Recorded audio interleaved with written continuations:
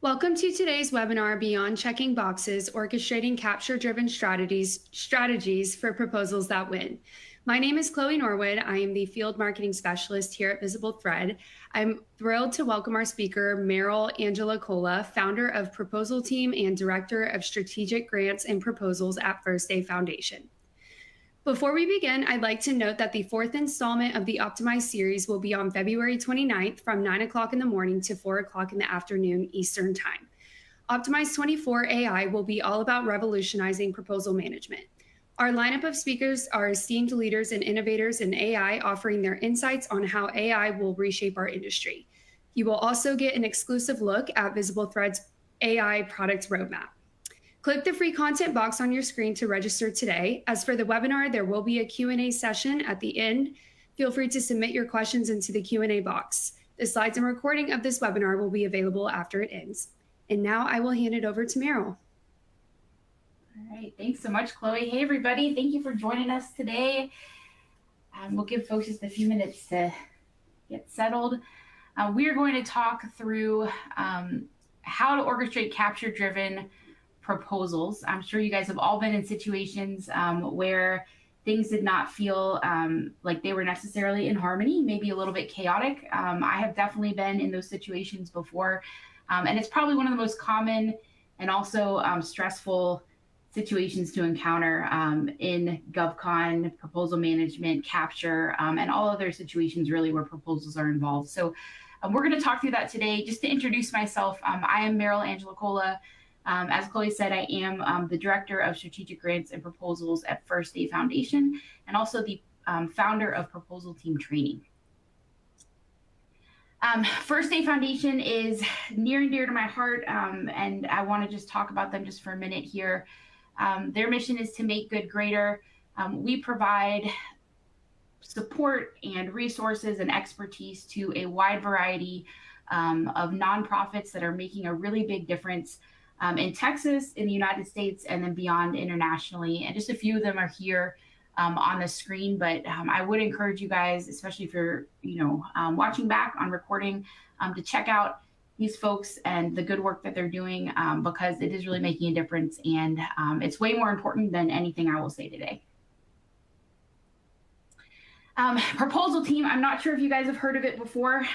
We are a nonprofit and a volunteer-run training and mentorship program. Our mission is to empower individuals from diverse backgrounds to pursue careers in government contracting and proposals. And we do that through providing free training, mentorship, hands-on experience, and industry partnerships. The goal is to create a more inclusive and accessible pathway to success in the field. If you guys have found yourself in, a role within proposals, even if it's not GovCon, but especially if it is GovCon, you may have noticed that they don't really push this in college or at career day. And that was my experience. I found it, very accidentally. And what we want to do is make this a more intentional career path because that is really good for our industry. But it's also a great opportunity for individuals. And we believe that providing resources and opening the doors is good for everybody. And what we aim to do is foster a community of professionals who are equipped with the skills and knowledge to contribute to our industry's growth and success. That's a little bit about Proposal Team and First Day. In Proposal Team's first year, just to talk a little bit more about our goals and why we're here, we had over 17 students get offers that were not working in the industry, 27 mentors engaged. We had over 100 students enroll, and we're able to give almost $150,000 in resources and tools. All right, so to continue on a little bit about me, I, again, founder of Proposal Team, Director of Grants and Proposals at First Day, but I've spent 20 plus years in GovCon and Proposals. I mentioned that I found this career path accidentally. That happened when I was 19 years old. I do not have a college degree. I went to college for sign language interpretation, also went to beauty school. I'm an actual beauty school dropout because I was not good at either of them. But I'm really grateful that I found GovCon and Proposals when I did. My story is probably similar to many of yours, where I happened to apply for a job in Colorado because I wanted to move there, and the company happened to sell services to the federal government, and they invited me to join their team as a recruiter. Once I got there, my boss went out of the country for 6 weeks and was not reachable, and they were in the middle of a proposal. They're a very small team, and thankfully our partner mentored me through all of it, and it was my first proposal, and I was hooked. And we happened to win the contract, and they had bid me as the program manager because my boss was out of town. So not only did I have to figure out how to manage a proposal and all of the procurement lifecycle, but then I had to learn how to manage a proposal and interact with the government and do a kickoff. And that's really been the theme of my career. I've done a lot of different things, oftentimes at the same time. So that's included capture, contract management, program management, recruiting, HR, and of course, proposals. I've managed large contracts for CDC and NIH and NASA. I have been the HR, manager for contractors that work on site. I've interfaced with the customers in contract management, recruited the folks into the roles, and then of course wrote the proposals. And what we're going to be talking about today is really, I think, the biggest gift that anybody gave me in my career, which was the opportunity to do a lot of these different things, because it has really impacted the way that I manage proposals and manage teams and also go after work. That full view of the process lifecycle and understanding cause and effect has really made my job in a lot of ways easier and more effective. And that's what we teach on Proposal Team. That is what we help the folks at First Day Foundation and then the nonprofits there achieve. And we teach them as well. And that's what we're hoping to teach you guys here today. If you do have questions as we go through this presentation, please put them in the QA, and we will definitely try to make time for them at the end. And if not, I will work with Chloe and get the answers to your questions as well. So we talked a little bit about my history with managing contracts. One of the most interesting proposals that went on to become a contract that I managed was one for the CDC, where they asked me to provide 40,000 butterflies. And this is not something we had done before. They were building a butterfly garden. They were working with a hospital in Colorado and studying some vector-borne diseases like West Nile virus. And they wanted, when folks came for the clinical trials and interface with them, they wanted a beautiful place for them to stay. And so we were already providing those services, the research services, and there was an add-on contract, and my company happened to also do facility support and things like that and animal husbandry. So we bid on this. So 40,000 butterflies is a lot. It was beautiful to see. This is what we're going to use today as our example, because this is an example for those of you who are not familiar with GovCon. This is the type of thing that the government buys. They buy all types of goods and services. And a lot of times we think of services in IT or like rockets, things like that, but you can find really interesting contracts like this as well. One of the things that confused me the most when I first started in this industry is that, not even just confused me, but it just blew my mind, is that something can go from a piece of paper, which is an RFP, where the government is saying, or the customer is saying, we need 40,000 butterflies, right?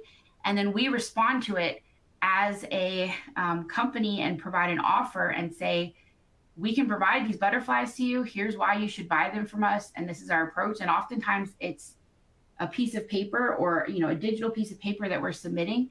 And then pretty soon after submission, once it's been evaluated and an award is made, those butterflies need to be real, right? And so we go oftentimes from paper to butterflies. And if you don't have that full life cycle experience, or you're not given that opportunity to see it from start to finish, you can get really lost. On the procurement and contract side, we can see this just as a piece of paper. On the proposal side, it definitely happens. We can just see this as another piece of paper and a proposal response and words on paper and checking boxes.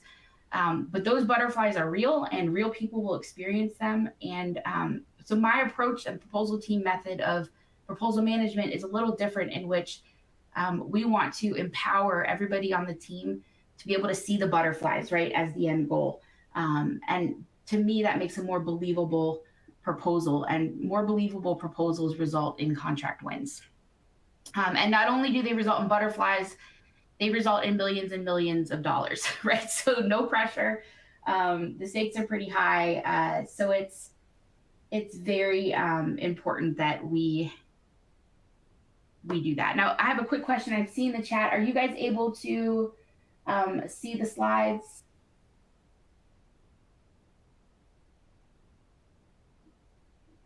All right. Chloe, let me know if we need to change something on our end, but I think we got that figured out. So I think we're all good. Great. Okay. So again, the big thing, how do we go from paper to butterflies? Most of us on this call will have some idea of how the procurement lifecycle works. If that's something that you don't have, I will send Chloe a link at the end of this where we've got a video that explains it. But at the end of the day, the most important thing to know is that it takes a lot of really talented and specialized people to pull off. Every company is different, but everybody has different levels of resources, but you cannot create a proposal that's going to win without the talents, either somebody that has lots of varied talents and experience, right? Or lots of people that are coming together with varied talents and experience. And honestly, that's really what is required. The great thing about proposals, and one of my favorite things, is that there's a pretty consistent process. And you guys may recognize this in some way. You may have other words for it, but at the baseline, most of these processes are similar. You have capture or business development, where folks are learning about the opportunity, where they are talking to the customer, getting to know the customer's needs, talking to competitors, talking to potential partners. They're gathering information about an opportunity to inform the rest of the process and also influence the customer so that the process is informed by them. Once we have information, and really, at the same time that capture is happening, we're taking that information, and our subject matter experts are developing a solution that is tailored to the customer and is in line with what we are learning. We're taking our subject matter experts and their expertise, and now we're applying that to the capture information that we have found. Hopefully, by the time the RFP is released, a lot of companies will then respond to the proposal with that information they got during capture and describing the solution they developed. The proposal submitted, the award is made, and then you have to deliver on the services or products that you promised. Again, the great thing about this being a similar process across the board is that it's consistent, right? And that means there's similar process, some similar expectations. The lingo is pretty similar. Needs, people, roles, tools, and skill sets. Again, all of these things may be called different things, or they may be executed slightly differently, but they match a pretty similar life cycle. And for that reason, there's a lot of consistency. And because of this, it's great because we can take lessons learned on one opportunity and apply them to the next. And that's fantastic. But there's also some negative things that happen because of this consistency that I have seen personally in 20 years over and over and over again within organizations, is that we see a lot of the same issues, blocks, mistakes, and frustrations. And that's what we're going to talk about today, and really, talk through how we fix that, or, approach the solution to that. At a base level, BD processes and proposals often feel chaotic. They often feel rushed, even if you have a lot of time. They often feel like the pieces don't fit by the time everything comes together. And because of that, they often lack direction, right? And that is something that we're sometimes able to fix during the proposal process, but oftentimes we're just able to fix just enough. Another way to think of this is, the traditional BD process. It's a lot of different boxes that people are in. And as we proceed and move through the process, we open one box after another. What this results is putting our very talented people and very talented contributors and SMEs and their expertise, we're also putting those people in boxes as well. And we're cutting them off from the other pieces of the process, which is really important, right? We want them to be able to have full visibility, but by nature of this, we're not giving them that opportunity. And what this looks like, another way to think of it is like a game of telephone. I don't know if you guys played that. My little girl just discovered it and loves it. So telephone, if you don't know what that is, when you're a child, you either whisper in somebody's ear or you've got two tin cans on a string if you're old school like me, and you are passing information to somebody, right? And they are trying to synthesize that information and understand what you're saying. And these boxes oftentimes create that situation. So capture will do their capture work and they're on their capture island. And then now we're getting closer to the RFP being released. So if you guys are on a good timeline, then that means that now it's time for solutions to take that capture information and to synthesize it into a solution.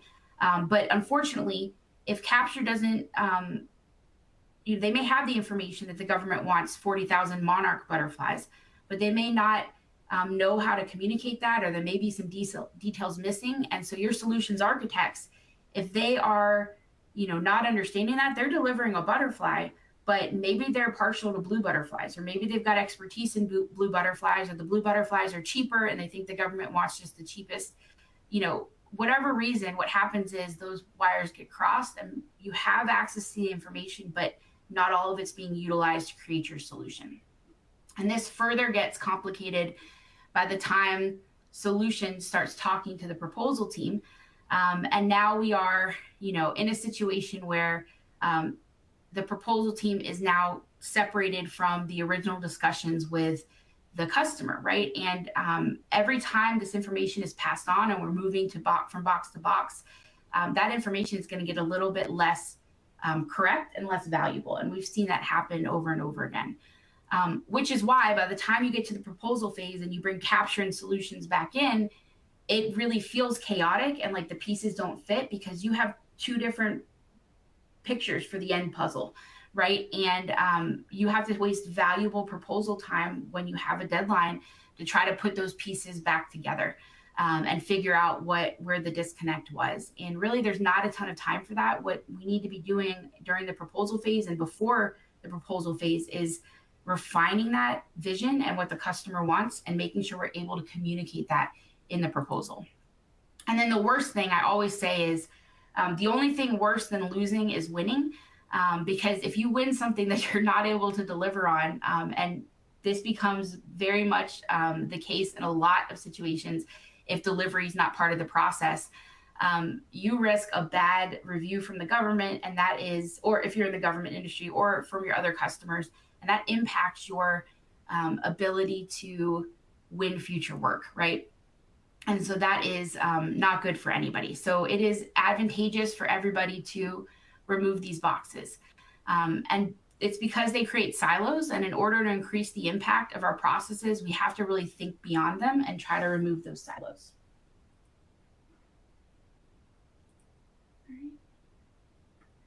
Great. So in order to remove silos, this is the opportunity that was given to me. Because I started my career and went through my career working for small to mid-sized companies, I was often the one managing the employees on the government site and talking to the customer. And so I had situations where we would have recompetes come up. And so I already knew the customer and I already knew the employees. And so I had that history. And I was able to then apply that to a proposal situation. So in many ways, I was delivery, I was solutions architect, and I was the proposal writer and manager. I do not recommend that. This is not what I'm pitching to you guys. I don't think that's a good way to approach this, right? But what it allowed me to do was have the end goal in sight, and I was able to see that end goal and really push towards that end goal throughout the entire process. And I've been able to coach the teams that I work with because of that experience to have the same, that's the same level of understanding that I need before I feel good about managing a proposal. And so I insist to be involved in the process. And I really think it's advantageous. And I'm going to talk through how I do that with you guys today. Before we do that, though, you guys may have noticed that this is a little bit of a different type of presentation than you're used to in GovCon, and that is by design. So part of us bringing proposals in GovCon to nonprofits that may not be familiar, or to new individuals that may not be familiar, is that we try to make it more accessible. And part of that is making it fun and taking it back to the basics. I honestly prefer to learn this way, right? I retain more information this way. And a lot of times we're learning very complicated concepts as we, continue our careers, but we forget the basics. And so I think this is good for everybody. So we're going to take it back to the basics with an analogy. And for this analogy, I want you guys to imagine that you're going to a concert. All right, so get your imagination hat on, whatever you need to do, book in a concert, some concert tickets. You're taking your friend or significant other. And it's not just any concert, it's a symphony. So you guys are dressing up, you're excited about it. Like, you are expecting to go to a symphony, right? You take your seats and wait for the orchestra. And instead of an orchestra, you just get a single French horn player that steps out on the stage, which is okay. Like, maybe this is just the intro to the orchestra, except that a harp player then comes out after the French horn player exits the stage. And after the harp player, we have a cello player. So at this point, this is not an orchestra, right? Like, these are musicians that might play in an orchestra, but they're all playing solos. And the question is, can you call it a symphony if it's just a bunch of solos? Thankfully, the grand finale is coming up, so this is good. We're going to finally see all the musicians play together. So they get on stage, excuse me, and they all start playing their individual solos. And that is not good, because while they may have sounded great individually, right, when they were on stage and they had one vision for whatever music they were playing, when you combine them all together, it sounds chaotic and it does not sound good. And that's not an ideal situation, for sure. Thankfully, symphonies don't operate like this, but BD teams often do operate like this. And the end result is the same. You have a chaotic proposal at the end because everyone has a slightly different end goal vision. And when you try to bring them together, it is not connected. So if you guys remember the boxes, this is also very relevant for this analogy here. In our analogy with the orchestra, each musician was playing in their own box. And again, when they were in the safety of their own box and they were feeling good about it, that was good for them. It sounded great, but they didn't have the context of everybody else, and they didn't have the context of the expertise of everybody else at that time. And so they're just thinking about their French horn line. Same thing with the cello and the harp. When you remove those boxes, what sounded good when you're in an echo chamber does not sound good when you're expected to bring it all together, right? And I'm not sure if you guys have had experiences like this in proposals, but I have definitely felt this way, where everybody feels really good about it, or a couple people feel good about it because they're in an echo chamber, and then we get to the proposal and it feels like pure chaos. The big problem with this is not just that it stresses your team out and you guys are, not representing yourself well to the customer, but the evaluator and decision maker is going to feel that chaos in your proposal as well, and your messaging is going to be confusing, and it's a missed opportunity to really be clear and deliver the solution that they want. So speaking of solution, I'm not someone that just likes to talk about problems, so there is a solution here, and it's that they need to be playing the same song. They need to rehearse together and refine that song together using all of their subject matter expertise as musicians. And then they need a conductor, right? And we believe that proposal managers are in a fantastic space to be that conductor, as long as they are empowered by their organizations and freed up to do that. Proposal managers work, if you think about it, across your team because they know where all the information is. They know our past performance, or they should. And if they don't, we need to empower them to feel that way. They work with the different musicians throughout the process. So they are really great candidates to be this conductor throughout the process. Unfortunately, though, proposal managers are often treated and seen as stage managers.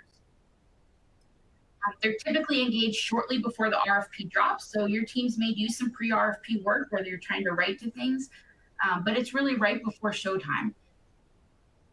And in most companies, the proposal manager's primary responsibility is to ensure the main event, i.e. the proposal, runs smoothly, right? Those things are really important. So if we don't have that, then it's not good for anybody. But they're really only half of the equation. A stage manager makes sure that the show starts on time and that everyone is where they need to be. Very important. It would be terrible if you have someone do that. But if the musicians don't play from the same sheet of music, and if the music isn't good, my question is, like, do the logistics really matter as much? And my answer to that is no. Like, you can put a lot of hard work into arranging logistics for a proposal that was never going to win because the messaging is chaotic. So we really need to focus on both. BD processes, if your BD process and proposals often feel like we talked about chaotic, if they feel rushed, like the pieces don't fit, and like they lack direction. It may be because your team is operating in silos like this, and you might need to empower your proposal managers to act as conductors rather than stage managers.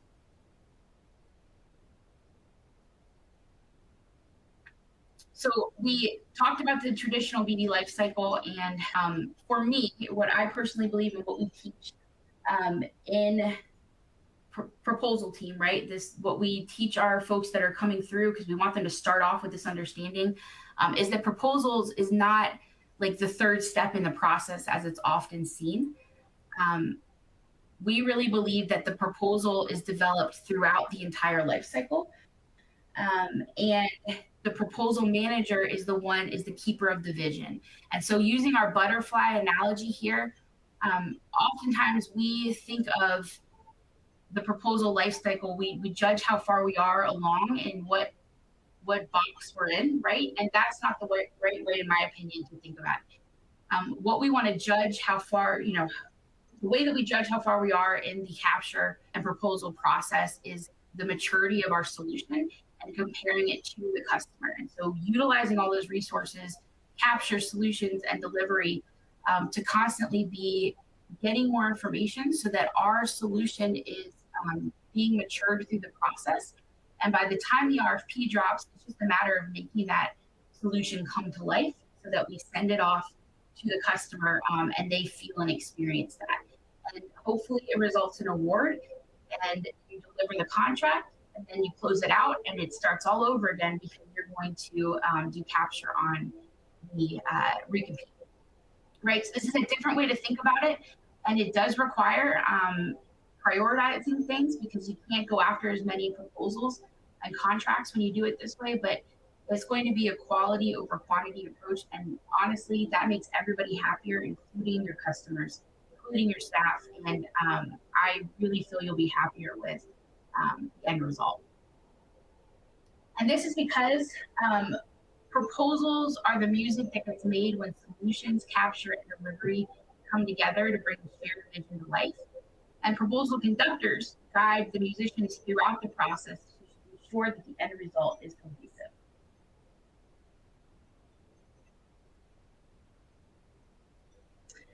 They are keepers of the vision, and their job is to hold the team accountable to that end vision. So like I talked about, I had the opportunity to see the end vision because I managed the actual contract, and I talked to everybody that was on the, providing support to the contract. I talked to the customer. So that vision was very clear to me. But a lot of proposal managers don't have that opportunity to be involved in the conversations they need to be involved in order to have that vision be something that is palpable and visible for everybody. When proposal managers are empowered to act as conductors early in the process, it elevates the experience for everybody. They not only help shape the story, but they play an active role in guiding teams long before an RFP drops. Dee, I see that I'm coming through a little bit muffled. Is that still the case?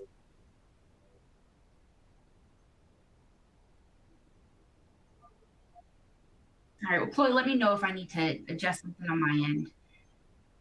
What this looks like in proposals is that the proposal manager is now conducting capture solutions and delivery, and everybody else on your team, all of those very talented people that it takes to create a good proposal, they're conducting them to play together to create something beautiful, right, that speaks to the customer and that's in line with that end vision.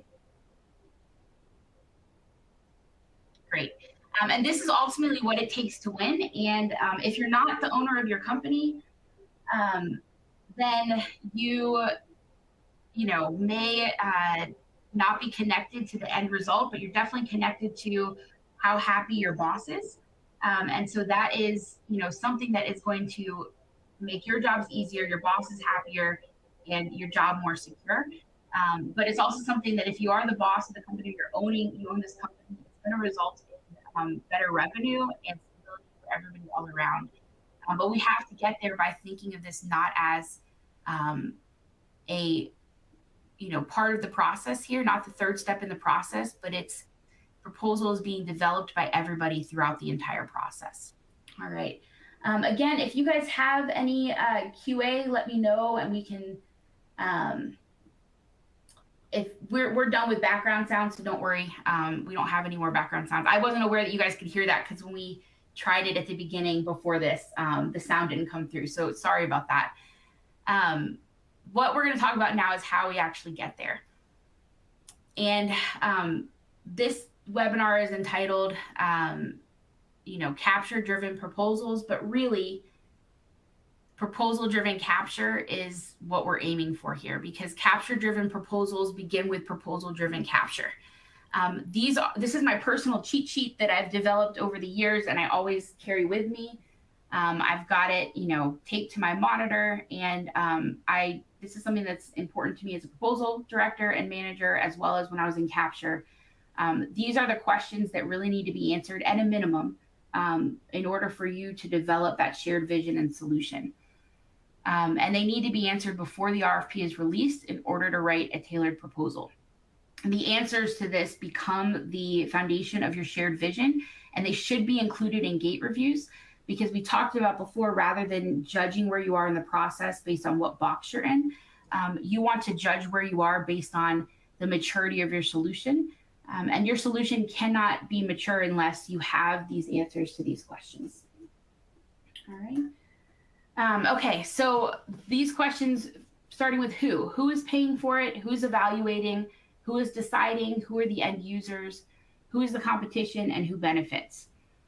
The why, so this is also the challenge, is why is it being procured in the first place? Why is it a priority for the customer and their boss? Why is the current solution not working as well as it could? The solution piece is how is our solution specifically tailored to address their needs? How will we make them and their boss look good? How will we ensure better outcomes than the competition? And now we talk about benefit, where we get into the what questions. What tangible and measurable benefits will they experience? What are the anticipated cost savings and efficiencies? What will our solution do to improve their lives right away?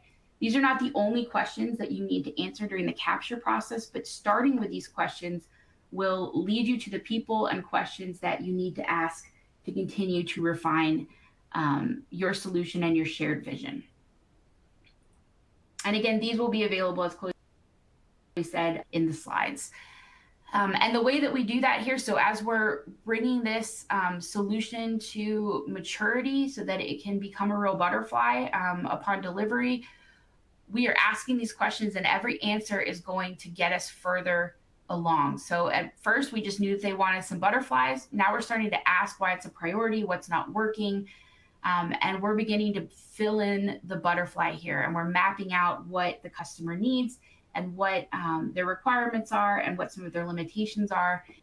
And then through the process, as we're developing the solution, now we're filling in the colors, and we're getting more, we're asking more people what their preferences are. We're building teams, all of that. Every information piece that you get triangulates to result in a more mature solution. And by the time the RFP is released, that empowers your proposal teams to write to that solution because they can see it. And it's very clear to the team. And now they're not just describing something that might exist or that no one can really agree on. Everybody knows what they're writing to. And the result is that your customer is not frustrated and they don't feel the chaos, but they actually feel the solution, right? And they can experience the solution. And that is good for everybody. All right, so how do we get there? These are some of my biggest tips and tricks for how we go from a box silo-driven organization to one that empowers your team to see the shared vision and mature that throughout the process. And these have worked for me. You'll have to apply them and modify them to work for your people. Everybody is very different. But these are proven things that I go back to over and over again. My first biggest piece of advice is that cross-functional projects are the easiest way to tear down silos. So on my team, everybody is on the proposal team. What that means is that we cross-train capture solutions and delivery on proposal best practices. Every capture manager should, in my opinion, coordinate and shadow on a proposal at least once a year. This allows them to do their part with the end goal in mind, and it also breaks down communication silos because if you've had experiences like mine, proposal teams and capture teams can often be at odds in an organization, and that is the quickest way to chaos. They have to work as two sides of the same coin, and in order to do that, they have to understand the goals and challenges that they each go through at some level. And for this reason, everyone is also on the capture team. So cross-train your proposal solutions and delivery teams on capture best practices. Every proposal manager should assist and shadow on a capture opportunity. This facilitates strategic thinking across the board and empowers everybody to be growth contributors. I've just included these sides of the coin, but this is also true for delivery and for solutioning and anyone else in your organization. If you want everybody to be responsible for growth and to be empowered for growth, you have to equip them with what they need. All right, this next one here is the end goal for your team should be to make the shared vision and solution tangible. So again, this goes back to not judging where you are in the process and how prepared you are based on what box you're in, but on the maturity of your solution and how tangible that is to your team. So winning proposals allow the customer to experience the proposed solution. The vision has to come through loud and clear, but that's only possible if your team experiences the proposed solution first. The proposal manager, when they are equipped to operate as a conductor, will help shape and is the keeper of the vision throughout the process. And if your team isn't clear on the vision, your proposal won't convince the customer because the customer won't be clear either. One of the ways that you do this is by bringing the proposal manager in day one, rather than keeping them on the island and getting them engaged right before the RFP. You want them to be a member of your strategic BD team, right? And there can be some, differences in your proposal team. Like there are senior level proposal managers, there are junior proposal managers, there are proposal coordinators. There's a lot of different ways that you can work this, right? But you need somebody who knows proposals and who is driving that proposal from start to finish, involved in these capture conversations. You want to give them access to the capture plan. You want to invite them to gate reviews. And this will allow them to, instead of fixing and bringing together a disconnected vision after RFP release, they're going to then help refine the vision throughout the life cycle because they're the keeper of the vision. And they're constantly bringing us back to, okay, well, let's go back to these questions. let's begin to fill in the blanks. Let's fill in the lines of the butterfly. Let's fill in the colors. And they're the one that's ensuring that that's happening, because that needs to happen to write a good proposal. So rather than cutting them off, to not allow them time to do that and just to fix a disconnected thing, allow them to do that throughout the process and give them the information they need to do that. This is going to empower them to feel confident in the vision so that they can champion it and communicate it during the proposal process. Another thing that I implement on my team is that proposal managers are responsible for writing the executive summary, and they do that before the RFP is released as part of capture. Making an intangible solution tangible for the team is part of this exercise. This executive summary becomes the shared vision and solution.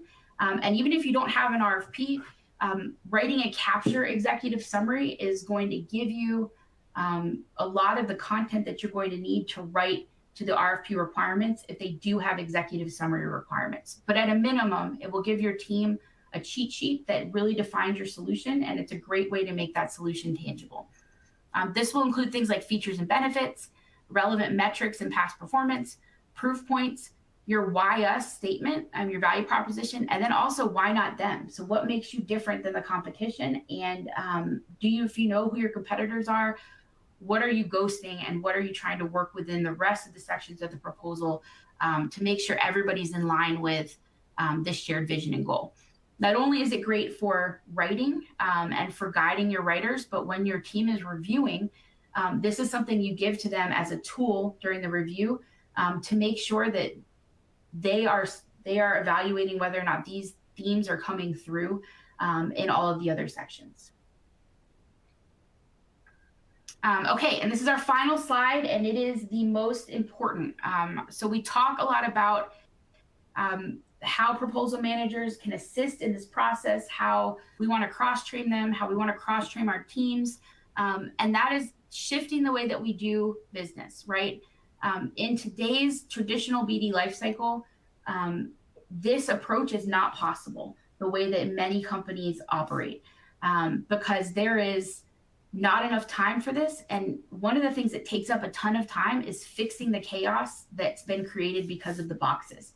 So we need to be able to remove that chaos and retrain our teams, and that takes time. But then also there are other things that have to happen that leadership has to shift in order to make this a reality. So if you want to implement this in your organization, the first step is not tasking your proposal managers with this. It happens at the leadership level because this is only possible if you guys prioritize it. So in order to empower your PMs to go deeper on assigned opportunities and proposals, you're going to have to go after fewer things. That means this is going to be a quality over quantity exercise. You're going to have to get started earlier in the process. You're going to have to start saying no, no in order to no on opportunities that you don't have enough time to mature a solution for. You may have a slow couple of months where you're not going after proposals. And so you have to shift your mindset to the number of proposals being submitted is how you judge how productive your team is being, right? Now you're going to look not at the number of proposals submitted, but at the maturity of your solutions, at the conversations being had. And so it is a major shift.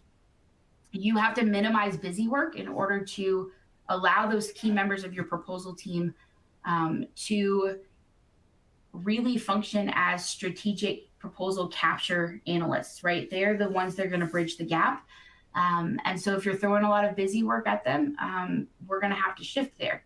That might involve, bringing on some really talented coordinators that can help with the scheduling of things, that can help with the data calls, help with, some of the writing if your proposal managers are responsible for that. But asking them to be strategic means that other things are going to have to come off their plate. And this is going to have to be the top priority. That doesn't mean the other things aren't important, right? And we still need to optimize that. And so if you want them to be involved for all of the things, that's fine. But the number of proposals you go after and that they're going to be able to do a good job on is going to be reduced. So you really have to think through in your organization what is best for you, right? And what's going to work for your team. Is that you bring on other people within the organization to provide support under this proposal manager, or is it that you go after many fewer things? You're going to have to invest in training. This is a huge thing. So not just traditional training and not just, proposal managers, how to be better proposal managers, but this goes back to that cross-functional training that we talked about, where capture folks are learning about proposals. Proposal folks are learning about capture. Solutioning is learning about proposals and capture. Delivery is learning about proposals and capture. Your delivery teams are going to be your best capture, like secret weapons, right? Because they are on the ground. That's what enabled me to see the vision very clearly, because I was able to experience it firsthand. The folks that are experiencing it firsthand are your delivery teams. How do we make them part of the business development process, right? And then finally, in order to elevate the experience, right, and get to what this end goal is that we've been talking about today, you have to treat proposal teams as strategic BD. And this will be my big hill that I'm going to end on here today. Oftentimes, my experience as a proposal manager earlier in my career is that we would put in a ton of effort, and there was a lot of proposal managers. I met some incredible ones that really thought strategically and wanted to be more involved, but they were not either given a seat at the table. They were told to stay in their lane. They were not empowered to go further. And so they were really limited to the role of a stage manager when they had a lot more potential and a lot more to give. And really, they were the only ones talking to everybody across the board, right? And so treating proposal teams as strategic BD means giving them a seat at the table, asking for their opinion. It also means if you have, people get bonuses or commission, making that in line with the effort that you're asking them to put in, right? So if you're asking them to be strategic, they're a major part of the process, and they shouldn't be receiving a small part of commission while everybody else receives a large part. So there are a lot of adjustments that have to be made as part of this process. But I promise you, every proposal team that I've ever worked on, when we've shifted, people have been much happier, and our win rates have been so much higher because we shift to this mentality. So that is everything that I had for today. I don't see any questions in the QA unless I'm not sure how to see them. Chloe, do we have any questions? No, we don't have any questions yet. Does anybody have any questions for Meryl they'd like to submit? Give it a few seconds.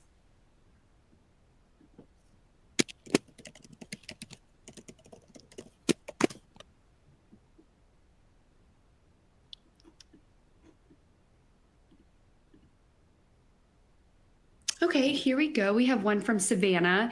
Do you have any tips for proposal managers balancing multiple pursuits when involved throughout the end-to-end process? In your experience, how many pursuits can the average experienced proposal manager work with this approach?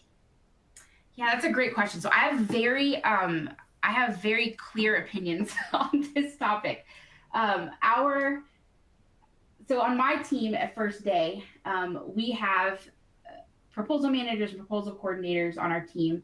And we work with a lot of different nonprofits. And so that means that we get a lot of different types of things that come across the board, and we can't say yes to all of them. My main rule of thumb is that a proposal coordinator and a proposal manager can really work on one really important bid at a time, where they're responsible for, everything start to finish. They can contribute to the process, like things that are not yet released, right? Or we're not close to the RFP stage yet. So things where we're just beginning to get the solution handled, maybe one or two more of those. But a live proposal and a live bid, if you're expecting somebody to go deeper on this, it's not going to happen. So my rule of thumb is one major bid and then beginning to contribute to the process on, no more than two. Does that make sense? Does that answer your question?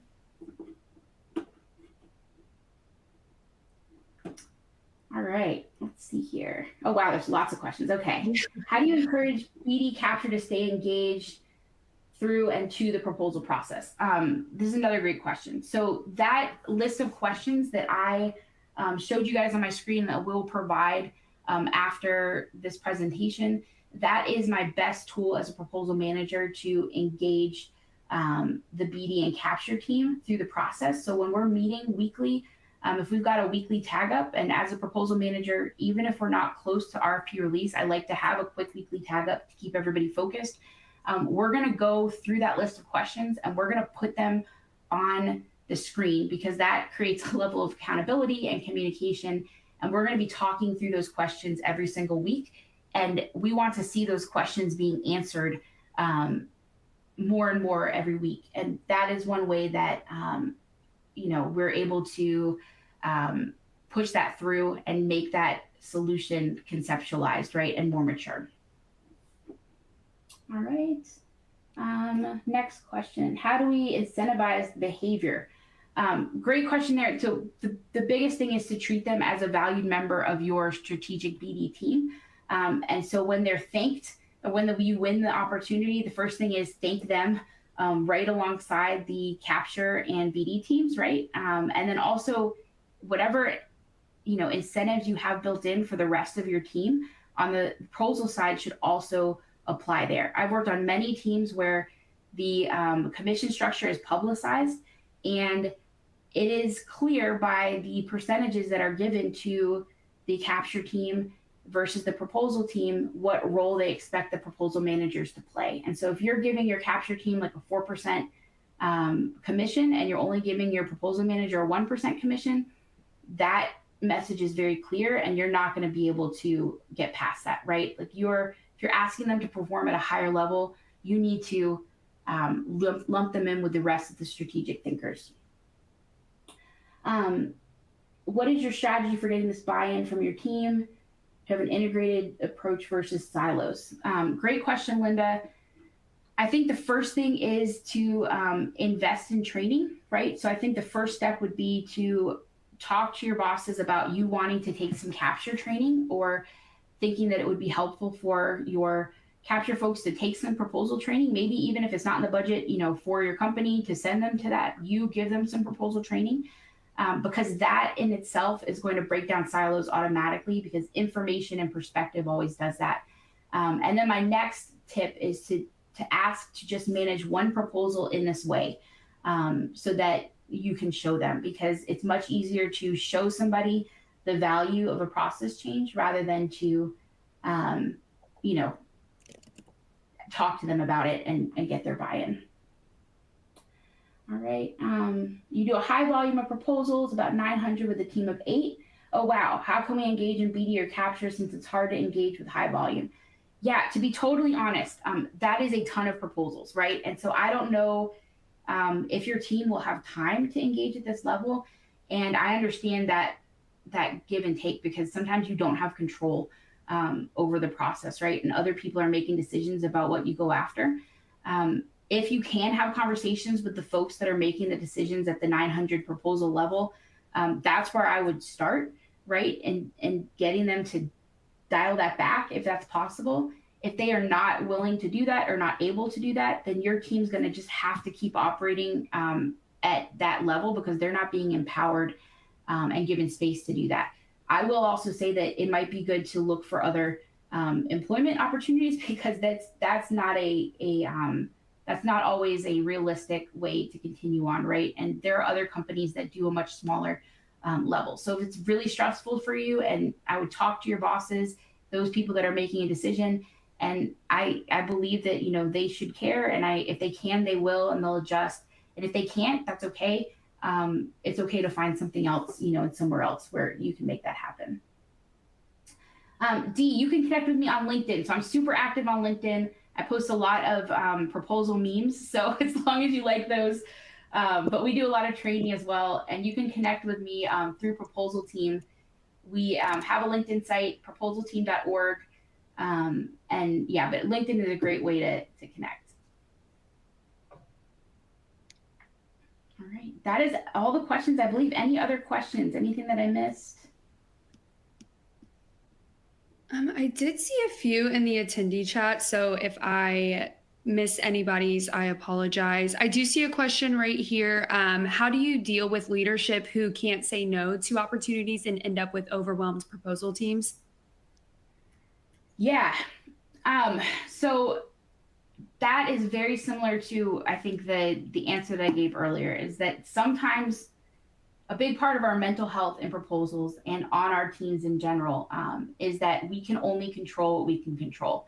And so my approach to this, I've been on these teams before, is to communicate that I'm feeling overwhelmed, that I am feeling that my team is not able to give a high level of support because of the number of bids that are happening, and be able to come to the table with a solution rather than just a complaint, right? So communicating that and then bringing to my boss a solution. Like, I've noticed that we are often saying yes to opportunities that the RFP has already been released for, right? And we have not had adequate time to conceptualize a solution. And I've also noticed that we have lost, 95% of those bids.